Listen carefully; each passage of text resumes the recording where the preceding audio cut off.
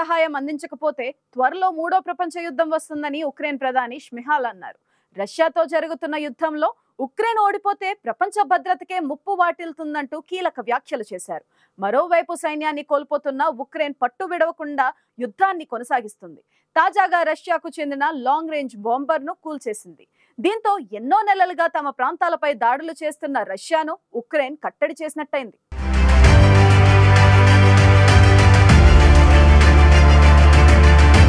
యుద్ధం ప్రారంభమై 2 ఏళ్లు గడుస్తున్నా ఉక్రెయిన్పై రష్యా దురాక్రమణ కొనసాగుతూనే ఉంది.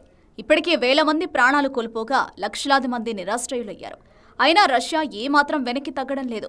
ఉక్రెయిన్ను ఎలాగైనా స్వాధీనం చేసుకోవాలనే ఉద్దేశంతో దాడులు కొనసాగిస్తూనే ఉంది. ఓవైపు సైన్యాన్ని కోల్పోతున్నా ఉక్రెయిన్ రష్యా చేస్తున్న దాడులను సమర్థవంతంగా ఎదుర్కోవడమే కాకుండా రష్యా ఆక్రమించుకున్న ప్రాంతాలను స్వాధీనం చేసుకుంటుంది. అయితే గత కొద్ది రోజులుగా ఉక్రెయిన్పై రష్యా దాడులను పెంచింది.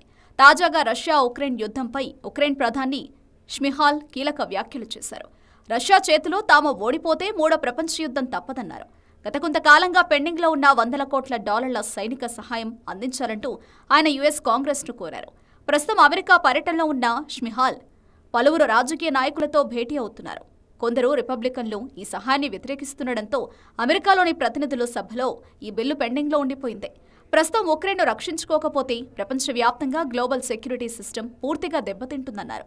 ఉక్రెయిన్పై రష్యా చేస్తున్న యుద్ధంలో రష్యా విజయం సాధిస్తే అది మరిన్ని యుద్ధాలకు దారితీస్తుందన్నారు. అంతేకాక మూడో ప్రపంచ యుద్ధం కూడా వచ్చే ప్రమాదం ఉందన్నారు. ప్రస్తుతం ప్రపంచ ఉమ్మడి భద్రతా వ్యవస్థను కాపాడుకోవడం అందరి బాధ్యత అని, ప్రపంచవ్యాప్తంగా సుస్థిర శాంతి నెలకొనాలంటే ఈ యుద్ధంలో రష్యా ఓడిపోవాలన్నారు. త్వరలో జరగబోయే ప్రతినిధుల సభలో ఈ బిల్లుపై ఓటింగ్ జరగాలని, ఉక్రెయిన్కు పెండింగ్లో ఉన్న సైనిక సహాయాన్ని త్వరగా విడుదల చేయాలని ఆయన కోరుతున్నారు. గురూజీ రామ్ నారాయణ్ జీ ప్రపంచ ప్రఖ్యాత జ్యోతిష్యులు ఇప్పుడు మన హైదరాబాద్ లో ఎటువంటి సమస్యలకైనా తక్షణ పరిష్కారం చేయబడును. సంప్రదించండి 96651137 9000004357.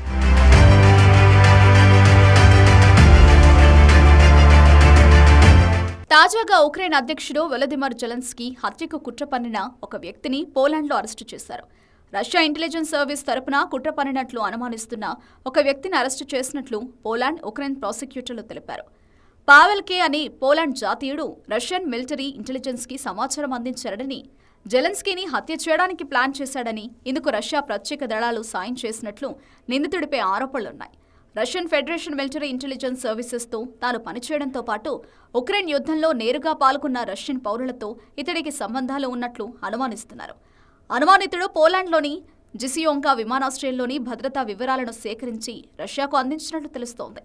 జెలెన్స్కీ తన విదేశీ పర్యటనలకు తరచుగా ఈ విమానాశ్రయం నుంచే వెళుతుంటారు. ఉక్రెయిన్ వెళ్లే విదేశీ అధికారులు ఇక్కడి నుంచే వెళుతుంటారు. ఈ ఘటన ఉక్రెయిన్ ప్రజలకు మాత్రమే కాకుండా స్వేచ్ఛ ప్రపంచానికి రష్యా ఒక ముప్పుగా మారిందని ఉక్రెయిన్ ఆరోపిస్తోంది. రష్యా నేర పాలన, ఇతర సార్వభౌమాధికార దేశాల్లో విధ్వంసకర కార్యకలాపాలను నిర్వహిస్తోందని మండిపడ్డారు. ఫిబ్రవరి 2022లో రష్యా ఉక్రెయిన్ యుద్ధం ప్రారంభమైనప్పటి నుంచి పోలాండ్ ఉక్రెయిన్కి మద్దతుగా నిలుస్తోంది. మరోవైపు ఈ యుద్ధంలో ఉక్రెయిన్ అధ్యక్షుడు జెలెన్స్కీ బలంగా రష్యాను వ్యతిరేకిస్తుండటంతో అతడిని అంతం చేయడానికి రష్యా పథకాలు రూపొందిస్తుందని ఆరోపణలున్నాయి. ఇటీవల వ్యవసాయ దిగుమతులపై వివాదంతో పోలాండ్, ఉక్రెయిన్ మధ్య సంబంధాలు దెబ్బతిన్నప్పటికీ యుద్ధంలో మాత్రం ఉక్రెయిన్కి బలమైన మద్దతుదారుగా పోలాండ్ నిలుస్తోంది.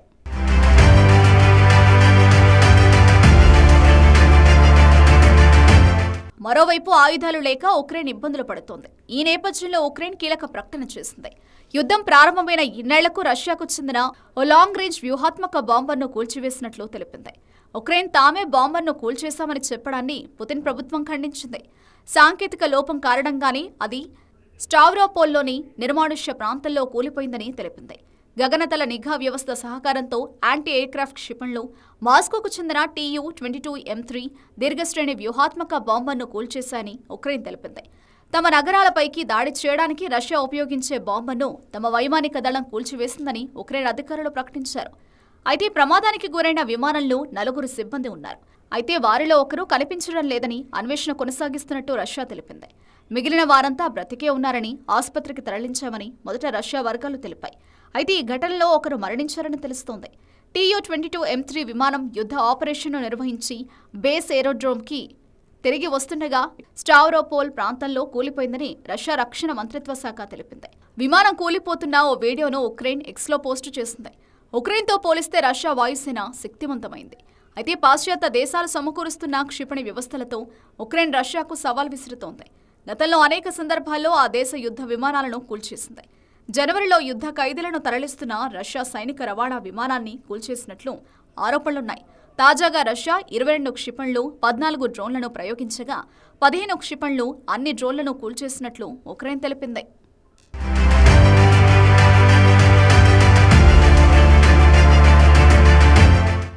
ఇక యుద్ధం ప్రారంభమైన సమయంలో రష్యా బలం ముందు ఉక్రెయిన్ ఓడిపోతుందని అందరూ అంచనా వేశారు. కానీ అమెరికా, పశ్చిమ దేశాల ఆర్థిక, సైనిక సాయంతో 2 ఏళ్లుగా ఉక్రెయిన్ రష్యాను నిలువరిస్తోంది. పటిష్టమైన రష్యా సైన్యాన్ని ఉక్రెయిన్ ముప్పుతిప్పలు పెడుతోంది. ఉక్రెయిన్ యుద్ధం ప్రారంభమైనప్పటి నుంచి రష్యా నుంచి మరణించే సైనికుల సంఖ్య భారీగా ఉంటుంది. యుద్ధం రెండో ఏడాదిలో 27,300 కంటే ఎక్కువ మంది రష్యన్ సైనికులు మరణించారని అంచనా వేస్తున్నారు. ఇది మొదటి సంవత్సరం కన్నా ఎక్కువ. రష్యన్ మీడియా వాలంటీర్లు ఫిబ్రవరి 2022 నుండి ఈ మరణాలను లెక్కిస్తున్నారు. మరణాల లెక్కను తేల్చడానికి, అలాగే కొత్త సమాధుల సంఖ్యను అంచనా వేయడానికి రష్యన్ శ్మశాన వాటికలకు సంబంధించి శాటిలైట్ చిత్రాలను ఉపయోగిస్తున్నారు. ఈ యుద్ధంలో 50,000 మంది రష్యా సైనికులు మరణించారని నివేదిక తెలుపుతోంది. అయితే ఇది సెప్టెంబర్ 2022లో రష్యా అందించిన అధికార మరణాల సంఖ్య 8 రెట్లు ఎక్కువగా ఉంది. ఉక్రెయిన్ ఫిబ్రవరిలో 31,000 మంది సైనికులను కోల్పోయిందని, అయితే ఈ సంఖ్య నిజమైన మరణాల కన్నా తక్కువగా ఉండే అవకాశం ఉందని నివేదికలు పేర్కొన్నాయి. మరోవైపు ఉక్రెయిన్కు మద్దతుగా పలు దేశాలు సైనికులతో పాటు ఆయుధాలను సమకూరుస్తోంది. ఇటీవల అమెరికా 4 నౌకల నిండా ఆయుధాలను ఉక్రెయిన్కు సరఫరా చేసేందుకు ఏర్పాట్లు చేసింది. హౌతీల నుంచి స్వాధీనం చేసుకున్న ఆయుధ సామగ్రిని ఉక్రెయిన్కు తరలిస్తున్నట్లు అమెరికా తెలిపింది. అసాల్ట్ రైఫిల్స్, 1 మిలియన్ కంటే ఎక్కువ రౌండ్స్ మందుగుండు సామగ్రిని యుఎస్ నేవీ హౌతీ రెబెల్స్ నుంచి స్వాధీనం చేసుకుంది. గతేడాది నుంచి అమెరికా స్వాధీనం చేసుకున్న ఆయుధాలను చట్టబద్ధంగా ఉక్రెయిన్ సైన్యాన్ని పంపేందుకు సిద్ధం చేస్తోంది. ఉక్రెయిన్కు సహాయం చేసేందుకు ఇరాన్ నుంచి స్వాధీనం చేసుకున్న 5,000కు పైగా AK-47లు, రాకెట్ లాంచర్లు, 1000 రౌండ్ల మందుగుండు సామగ్రిని పంపుతున్నట్లు యుఎస్ సెంట్రల్ కమాండ్ ప్రకటించింది. రష్యాపై యుద్ధంలో ఉక్రెయిన్ తీవ్రమైన ఆయుధాలు, సామాగ్రి కొరతతో ఇబ్బందులను ఎదుర్కొంటోంది. మరిన్ని నిధులను ఆమోదించే వరకు సొంత నిల్వ నుంచి యుద్ధ సామాగ్రి పంపలేమని యుఎస్ వర్గాలు చెబుతున్నాయి.